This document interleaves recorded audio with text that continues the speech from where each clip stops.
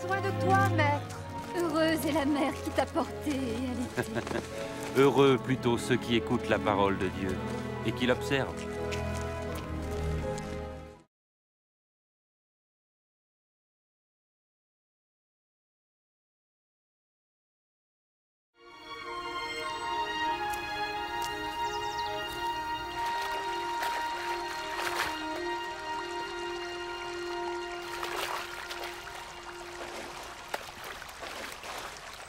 Apprends-nous à prier, comme Jean l'a appris à ses disciples.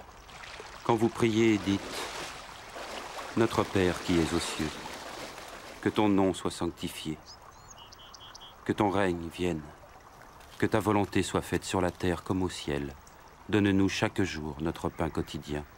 Pardonne-nous nos offenses, comme nous pardonnons aussi à ceux qui nous ont offensés. Protège-nous contre la tentation et délivre-nous du mal. »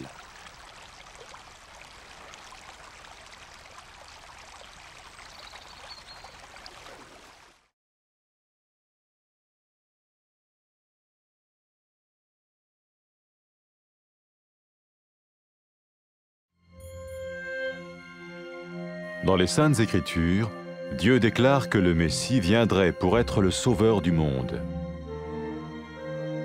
La vie de Jésus prouve qu'il est bien celui dont les prophètes avaient parlé.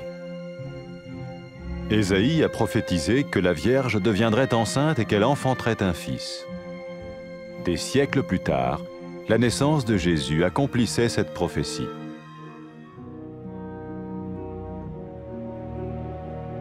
Les Saintes Écritures déclaraient que le saint à naître serait appelé le Fils de Dieu. Cela signifiait que Jésus serait le Fils de Dieu au sens spirituel et non au sens physique. Nous le voyons par sa manière de vivre. Il a guéri des malades, il a pardonné leurs péchés, les a ramenés à Dieu et leur a promis une place dans le royaume éternel de Dieu. Il s'est offert lui-même en sacrifice pour le péché à leur place. Puis il est revenu à la vie, victorieux sur la mort selon le plan de Dieu. Jésus a dit « Personne ne me prend la vie, mais je la donne de ma propre volonté. » La vie de Jésus n'a pas seulement accompli les écrits des prophètes, mais elle a aussi confirmé la vérité de la sainte parole de Dieu. Les prophètes avaient écrit « Ta parole, ô mon Dieu, est parfaite, elle dure à toujours. » Jésus lui-même a dit « Le ciel et la terre disparaîtront, tandis que mes paroles ne disparaîtront jamais. » Jésus est venu pour nous donner la vie dans toute sa plénitude. Mais quand l'homme a désobéi à Dieu dans le jardin d'Éden, il a choisi sa propre voie et ses actions l'ont séparé du Créateur.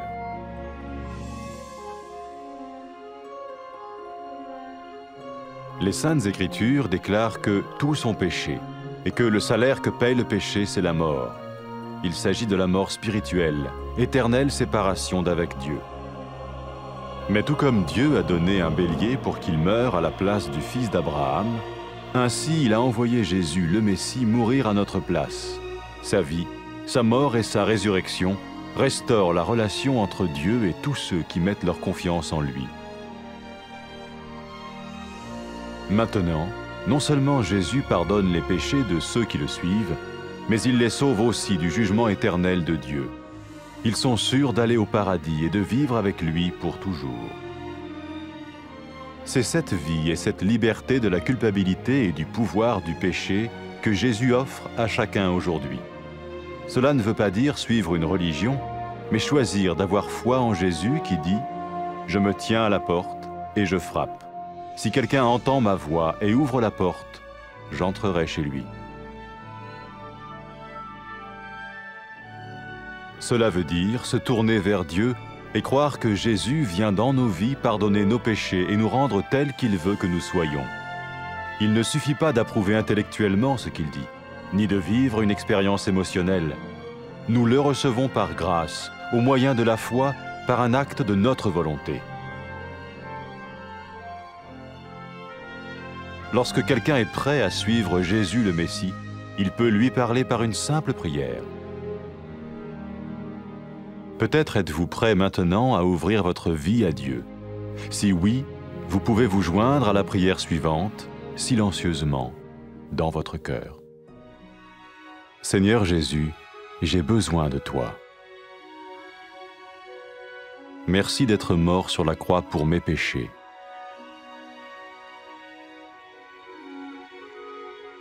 Je confesse mes péchés et je m'en repens.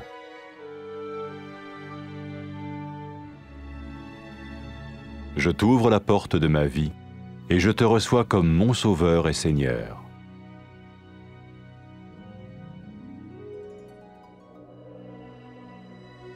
Merci de me pardonner mes péchés et de me donner la vie éternelle.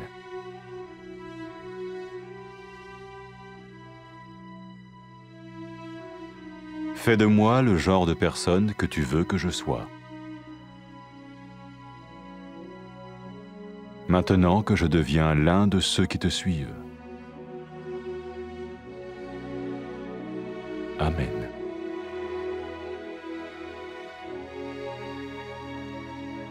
Jésus a dit à propos de ses disciples, « Mes brebis écoutent ma voix, je les connais et elles me suivent. » Pour expérimenter la vie en abondance promise par Jésus, ceux qui le suivent parlent à Dieu chaque jour dans la prière et lisent ou écoutent sa parole. Ils parlent de lui à d'autres personnes et rencontrent régulièrement ceux qui l'aiment et le suivent. N'oubliez pas sa merveilleuse promesse. Tout pouvoir m'a été donné dans le ciel et sur la terre. Et sachez-le, je vais être avec vous tous les jours, jusqu'à la fin du monde.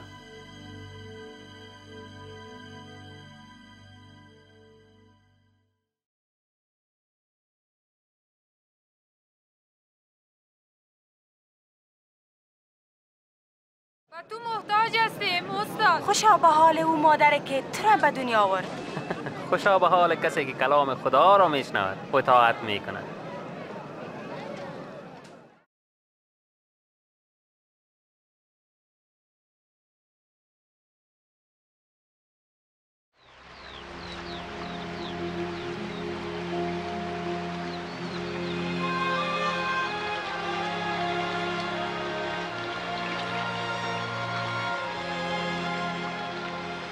دعا کردن البته فقط مثل که یحیی یاد داد. دعا کنید ای پدر آسمانی ما، نامت مقدس باد، دولت تو بیاید، اراده تو در زمین نیز اجرا شود. نان روزانه ما را بده، خطایای ما را ببخش چنان که آنانی را که به ما خطا کردند میبخشیم. ما را از وسوسه نگه دار و از شریر رهایی ده.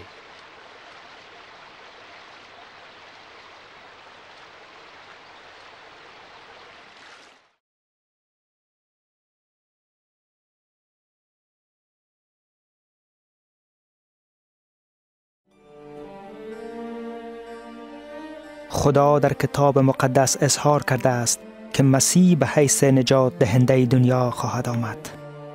زندگی عیسی شهادت می دهد که او واقعاً آن کسی است که انبیا درباره او گفتند. اشعیا نبوت کرد که دختر باکره حامله شده پسری خواهد زایید. چند قرن بعد تولد عیسی این نبوت را تحقق بخشید.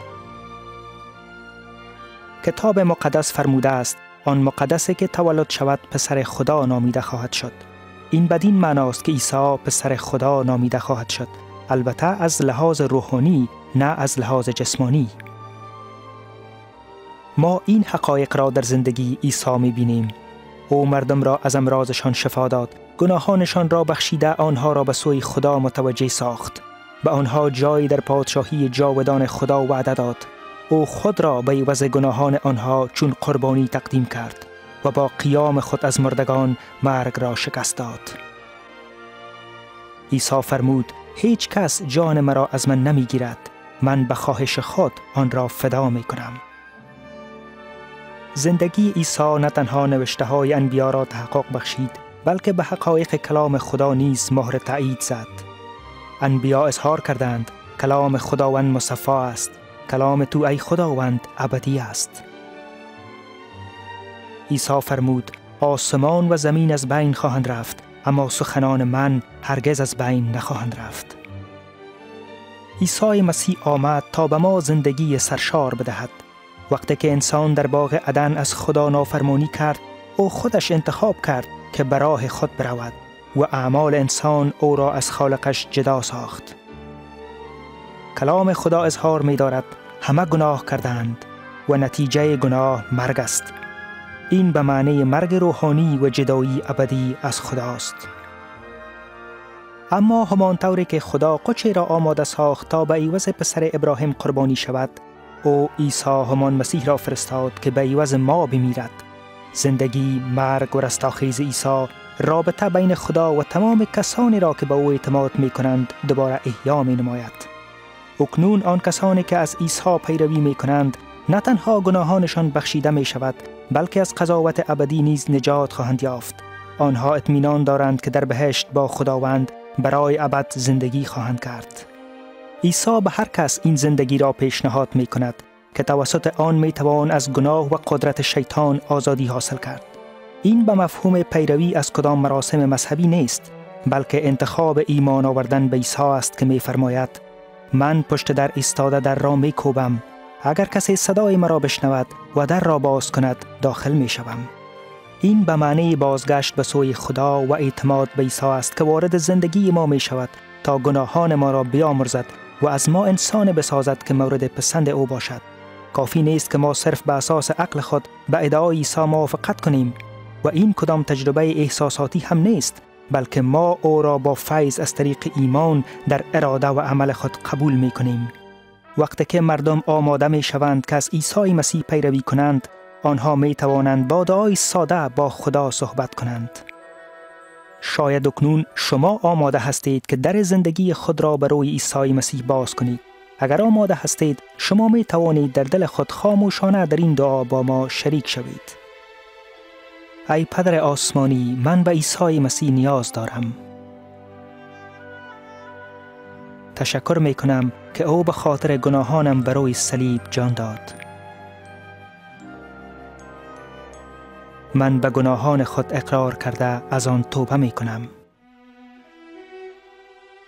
من در زندگی خود را برای او باز می کنم و او را به حیث خداوند و نجات دهنده خود می پذیرم. تشکر می کنم که گناهانم را بخشیدی و به من زندگی جاودان عطا فرمودی. از من شخصی بساز که خودت می خواهی، تا من بتوانم یکی از پیروان عیسی باشم. آمین. عیسی در مورد پیروان خود فرمود: گوسفندان من صدای مرا می شنوند و من آنها را می شناسم و آنها به دنبال من می آیند. با تجربه کردن زندگی سرشاری که عیسی وعده کرده است، پیروان او هر روز توسط دعا، خواندن یا شنیدن کلام خدا با خدا صحبت می کنند. آنها با دیگران نیز درباره عیسی صحبت می کنند و با کسانی که او را دوست دارند و از او پیروی می کنند به صورت منظم جمع می شوند. این وعده شگفت‌انگیز عیسی را به خاطر بیاورید: تمام قدرت در آسمان و بر روی زمین به من داده شده است و بدانید که من هر روزه تا آخر با شما هستم.